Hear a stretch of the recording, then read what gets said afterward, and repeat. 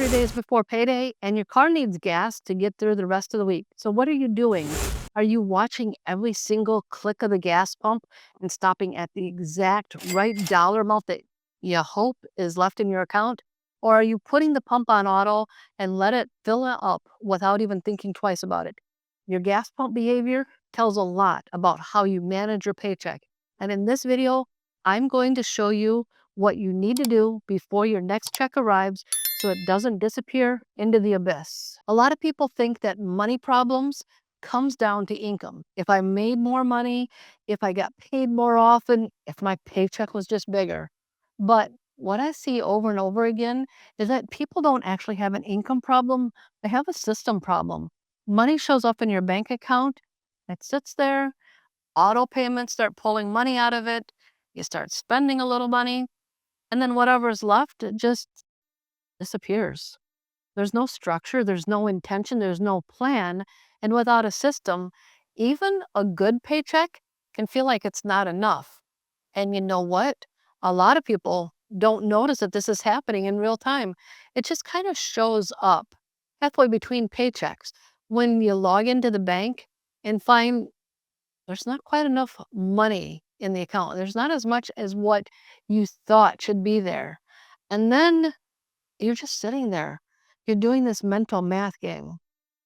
I don't really remember spending all that much money, so where did it go? But as you think it through, nothing dramatic really happened. It's not like you went and blew a bunch of money on some big purchase. It was just that $12 subscription. Oh, yeah, that comes out on the 10th. I forgot about that. It was 20 to 30 bucks that you spent on a quick lunch. Maybe you got tacos or burgers or pizza, whatever it was. It was just easier to grab that rather than pulling something out of the fridge to cook. It was an unplanned trip to the store to buy toilet paper or dish soap or some other thing that you forgot during your last trip. And, well, while you were there at the store, you picked up a few extra things that you didn't really plan to buy.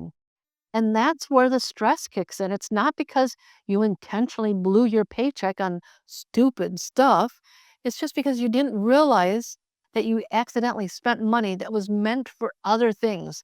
And now, well, you're left hoping there's enough to get you through until the next payday.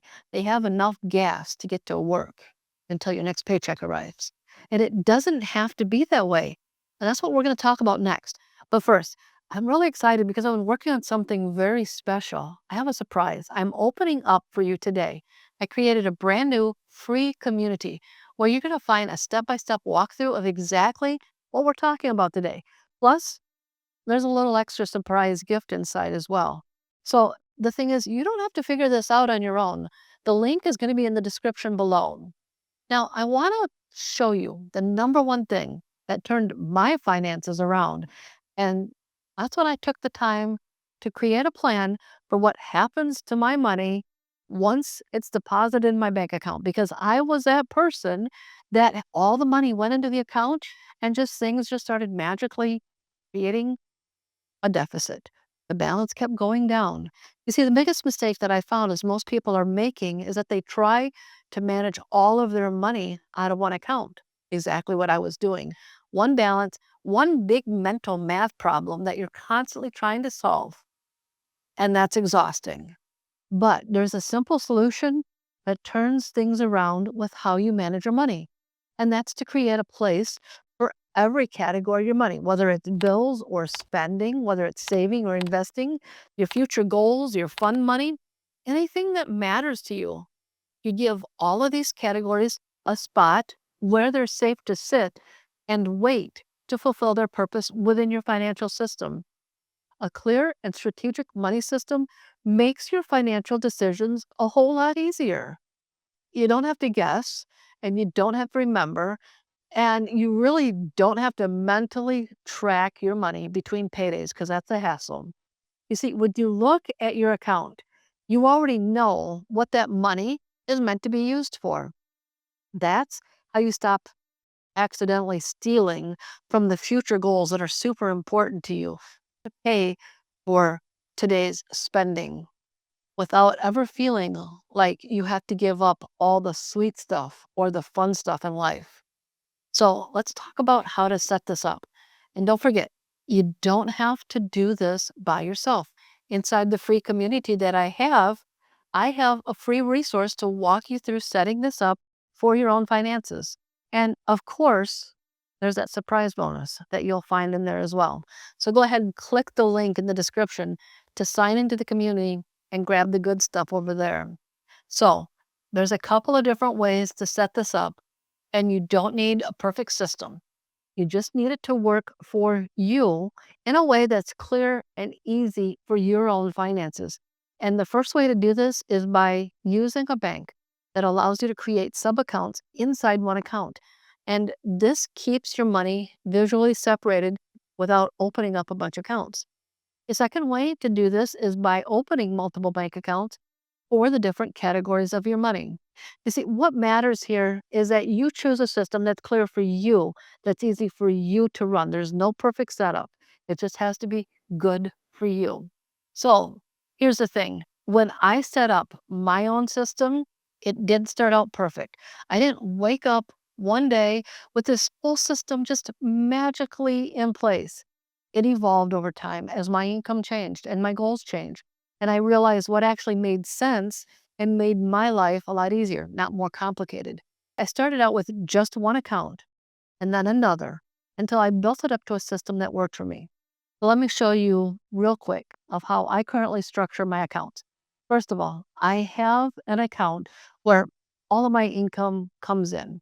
I never spend anything from this account. Its only job is for all my money to drop into this account, and that's it. And it stays there until it automatically transfers into my other accounts. Second of all, I have a bills account, and this is a high yield money market account. This is where all my recurring bills get paid from: utilities, subscriptions, credit cards, phone, anything that's consistent and expected that I can automate. And I want to mention here that while this account does earn a pretty decent interest rate, the goal isn't to grow my money with the account. The interest rate is just kind of a nice little bonus that adds a little extra to the account based on whatever money is sitting there. The third, I have what I call an automations account. And this is an account that does a lot of the heavy lifting to make sure that nothing falls between the cracks. And it also helps to protect my future. And I'm not going to go into that right now because this is really a whole separate system. And then last of all, I have what I call my lifestyle spending account. This is for the money that I can't automate. It's for groceries, household supplies, and my planned personal spending money. This account also covers what I call discretionary spending. It's the flexible fun money that I plan for my money system, and I use this for whatever I want, whether it's a random pizza night, a great deal on something that I really want, or even an unplanned event or an experience that I want to attend. This is what works for me. What matters is that each account has a clear purpose, and that purpose is what makes your decisions simpler instead of harder. By organizing my money this way, my spending is kept separate from the money that keeps my life on track. And I don't have to pay the game of borrowing money from the bills account to pay for unplanned expenses and just hoping that everything works out. You see, it keeps me from making emotional decisions because my money isn't sitting in one big account waiting for me to accidentally spend it on the wrong things. Every dollar has a purpose and a place that it sits in my money system that matches that purpose. And once you experience that kind of clarity and freedom with your money, it's really just so much easier to experience the sweet stuff and the fun stuff that you'd rather be focusing on instead of always mentally managing your money all the time. So, whichever method you choose, whether you choose a simple method or a more structured method, the most important part is that you choose a system that you can stick to, not one that just sounds good in theory.